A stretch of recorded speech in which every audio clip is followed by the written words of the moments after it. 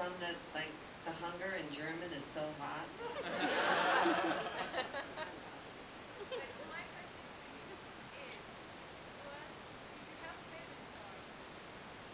I have a favorite what? From that? From, yeah, I like the first one, and, you know, There's a Light I find soothing. I like that one. I mean, of mine, you know.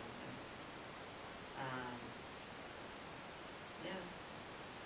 I mean, couldn't sing any of Tim's stuff because you have to be so gifted. He's such a great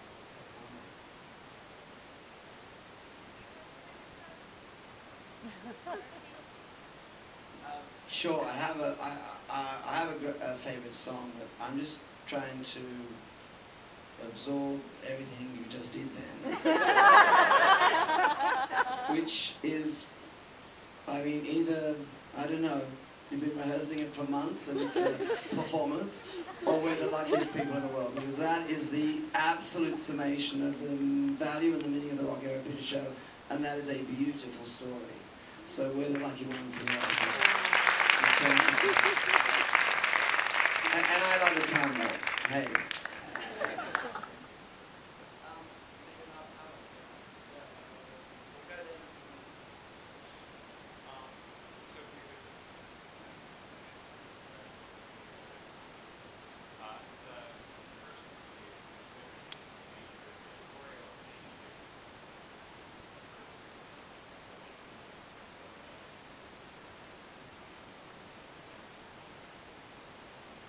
Not to my knowledge. No, and I'm sure Jim would have told me, and I'm sure not. Because my understanding was, we got to track down the story about the kid. I mean, I'm probably, as you know, I'm a social realist director, so when I tell stories, they're totally accurate. But maybe I just imagine, I have read that I was like a junior executive, or someone saw it later on and went, look, and did the deal about screening at 12 o'clock. So I know they didn't have any money. So the idea of going back into the edit, I mean, once you, even when it was optical sound, once you've done that, no. So it's not like they went like, you know. The one thing that was different from what was intended was the whole film was supposed to be in black and white until you see Tim's lips as he's coming down the elevator, which would have been fantastic. So you kind of like the Wizard of Oz, you know, and once he comes down. So they shot it with the intention of the whole church scene, whatever, I can't remember what goes on in the beginning, as being all black and white, and then everything would be black and white. You would get this pop of color, and you were into his arrival. And they didn't do it because they said it was too expensive, and so that was something that didn't happen the way that they hoped. And I was told that there were some gay guys that were at Fox that started feeding it to these art gay cinemas. Those were the first places that it really attracted people and built up. And then later on I was told, you know, now we don't have so many art cinemas, little tiny independently owned cinemas.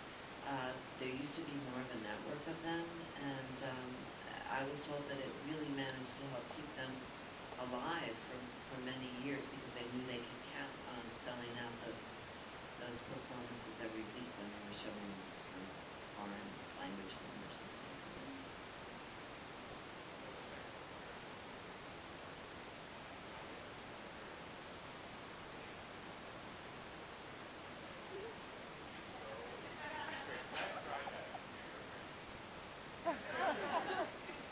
Well, that's a secret. Which maybe I'll tell you later.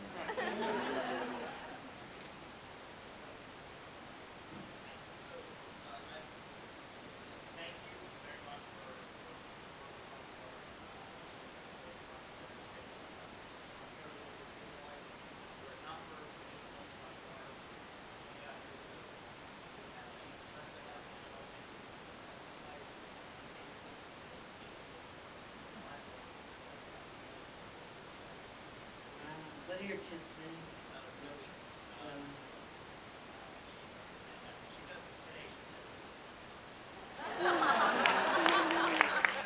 That's a sweet story.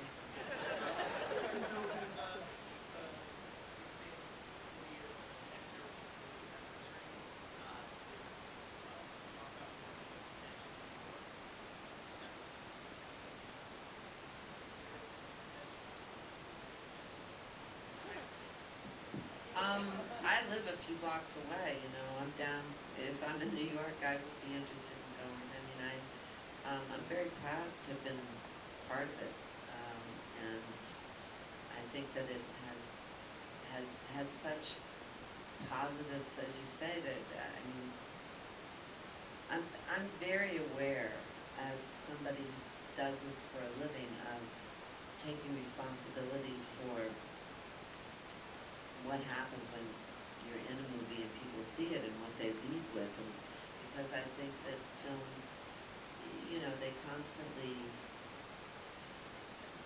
I mean, there's certain films that we say are controversial because they challenge the status quo, but there's so many films that completely strengthen racism, sexism, ageism, all of those things, that nobody pays any attention to what they're reinforcing time and time again. So I'm very happy when a film that I'm in, you know, I'm trying to be careful. You never know if a film's going to turn out well or not. I mean, there's so many more ways for a film to go wrong than right. And, but you can at least know what the intention and what the dialogue around that film is going to be, and what stereotypes it challenges or reinforces, and what it says, and what it tells a person to leave with at the end. Or, you know, I love it when I go to see a movie with my kids and we have really heated debates afterwards. I think that's the best thing cinema can do. So I'm pleased that the Rocky Horror Show has saved your life and given you a child. I never would have anticipated that. And I'd be happy to hear things. I mean, I'm really curious. I've been sent some papers that have been done on the Rocky Horror Show, but nobody has ever asked some of those questions. They've talked about it just from an outside point of view, but they've never really identified what happens and why that happens. So I'm happy that, you know, there are those stories. That's great.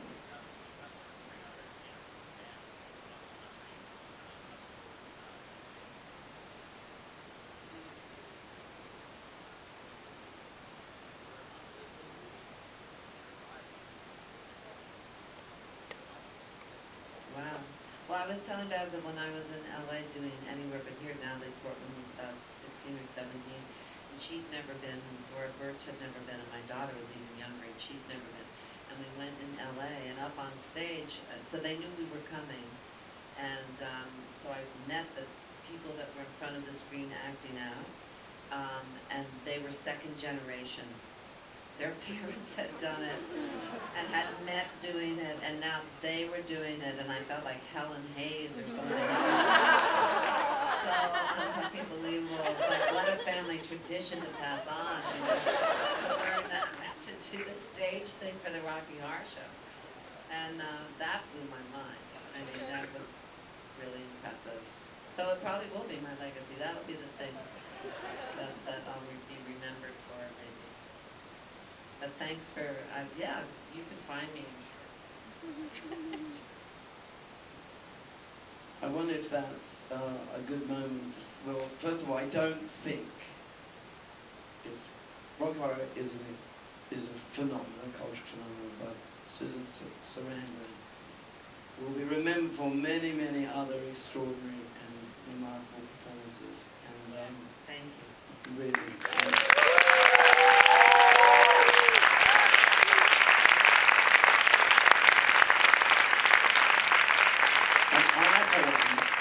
I was just extremely touched and pleased and thrilled, because I organised this little moment really for Jim and for, you know, my 13-year-old blood relative who looks like she's going to be bringing a whole new generation to your event, and for the tickets for my 8-year-old. But really, I had no idea that Susan would join and think enough of it to make the effort to participate in it, and I'm personally... Well, you asked me, and it's always good to see you, and I love that. I mean, there's just nobody that's punching things around the way you are. Just completely using some of the ways you used it on my public video. And your wife does make fabulous, fabulous visuals. She just said, she's not just a voice. You know,